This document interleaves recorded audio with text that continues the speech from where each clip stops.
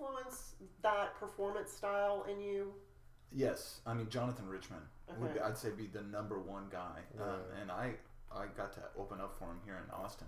By myself, and I was crapping giant bricks, and then I had them for 3 songs and then I lost them. Lesson once learned. I played that song about Christians masturbating, I think it just took the wind out of their sails. Wrong crowd. Really? it was just Tough room. yeah.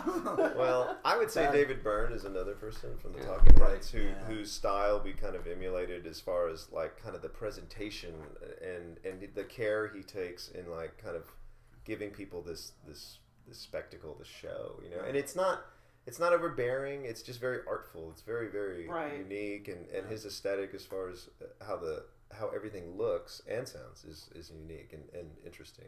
We definitely like him. And the way he uses. I mean, I wish we would use dance more, but I don't think any of us can dance. Not as well as But as his him. stuff is great. Something he's a great dancer. He's and I would like and I've done some workshops with my girlfriend Saletta, who's trying to help me dance. She's good. Why don't you hold still? You have a viral video like OK Go did with the treadmill thing. Oh, they kind right. of pushed it with that. Wow, that would be exciting. But it was really cool. You come up with your own concept, and then maybe there everybody you go. could just wheel me around in a wheelchair. Pops. The wheelchair video, the wheelchair dance, but Gordon Downey from the Tragically Hip is a huge influence on us, especially Odie and I, and our band Evergreen got to open up for them in the '90s when we toured around, and that was eye opening. And he's a very he's a crazy man, right? Yeah, I've seen them once or twice. He's a great poet. Just so great like that was an influence. And then I'm trying to think of somebody else Jonathan like Richman. I mean, he's the one. Yeah, he's incredible. I've never seen him, and I didn't realize he did stuff he's like that. He's incredibly engaging. Oh, he's incredible. He's like, I was smiling till my face hurt, and I realized, God, I gotta stop smiling. And I had to massage my face, and then I kept smiling. Like I hurt for days afterwards. Yeah. Well, now, how did each of you start playing music? Think way back. Mine was 9th grade talent show. I played in Synchronized Idiocy. Was my first band. And whatever happened to that band? Yeah. Did you get signed to Geffen? We were Carl Christensen, myself, Chad Rinn, Eric Messel, and Terry Messel, the bass player of Flies on Fire, he was 38. Play with some high schoolers. Yeah, he was on the bass. The Rocker. He's like that the Rocker. same concept.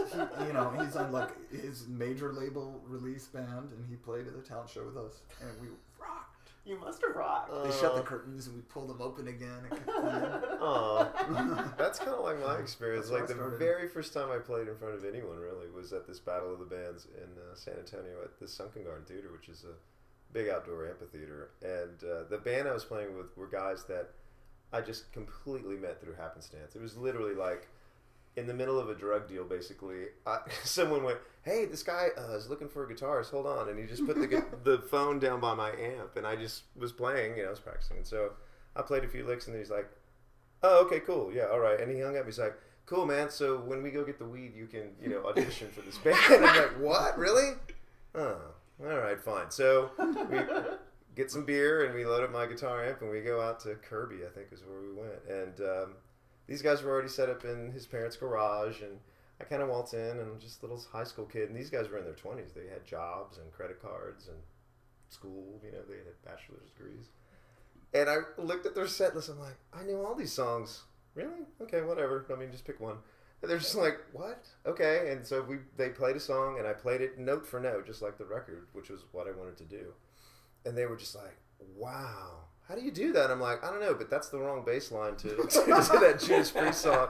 The bass player doesn't follow the chords. He pedals until he gets to the beat at the end. And they're just like, they didn't really want to deal with some smart-ass high school punk. But I convinced them to let me join, and they didn't have any gigs, so I started getting us some gigs. But the very first time I ever played in front of anyone was in front of about, I don't know, a couple hundred people. And yeah, they had to do the same thing. They had to drag me off the stage. I was just still, and they're just like, okay, that guy's done. They literally gave me the hook. When I guess I honed it in Iowa.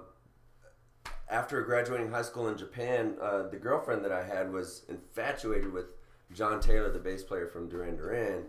And I'm like, shit. And I'm like, what's so big about him? Yeah, he's good looking, but he plays bass. So, well, maybe if I did that. And so I wanted to learn how to play bass. I taught myself not really how to play the instrument, but over and over playing air bass. And then I would rewind a song, and it didn't want to Duran Duran. It was just anything that I was listening to records, Mamas and the Papas or Prince or a lot of Roger Miller I listened to a lot. And I would just, if I hear a solo going up, then I'd go up. And if I made a mistake, I would take the needle and bring it back. I don't know what I'm doing. Then the air drums. And that's fascinating to hear because, that makes perfect sense for how your ear works. Yeah. Which is like, Odie is extremely musical. And without talent, though. No. That's tough to do. Without talent. He's got tons of talent. But the deal is like you probably don't have the same kind of training that Joe does in terms of like oh right. You know what happens like scale structures or whatever those things are. A good example is like your ear is phenomenal. Yeah, a good example is like the harmony that Odie sings in the song Egypt, which is on our album Hot Love, which isn't.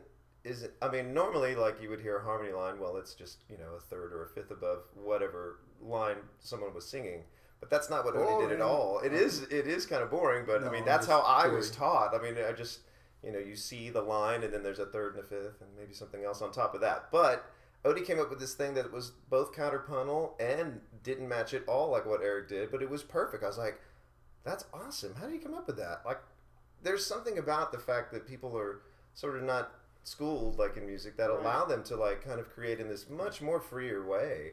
That was exactly what I saw in them when I wanted to join the band. I was like, there's this potential to like kind of take these ideas and kind of maybe not necessarily hone them. That's exactly what I was so afraid of with you joining the band. Yeah, I could have killed it. Well, because I felt like he knew so much and that he was going to do everything normally. Yeah. And the way you convinced me, and then when I, is that he's so unusual is we were playing a game called Aesthetic Pool, where we were playing pool.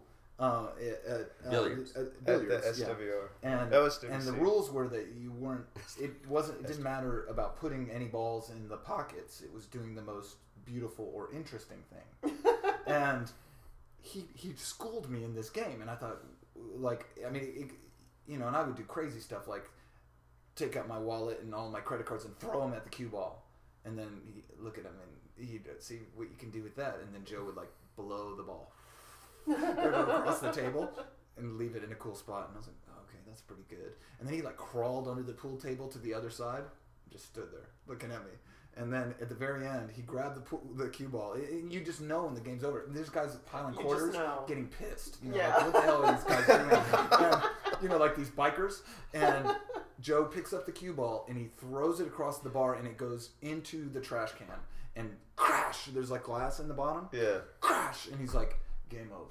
And I'm like, holy shit, you are in the band. Yeah, that's true. Like, that was my audition. He totally overdid. Like, I mean, you put me to shame, and I had been practicing all these aesthetic pool moves. I'd done a couple of games, come up with some really bizarre stuff. Well, yeah. And I was convinced. Well, yeah, it was just like, okay, well, he can clearly think outside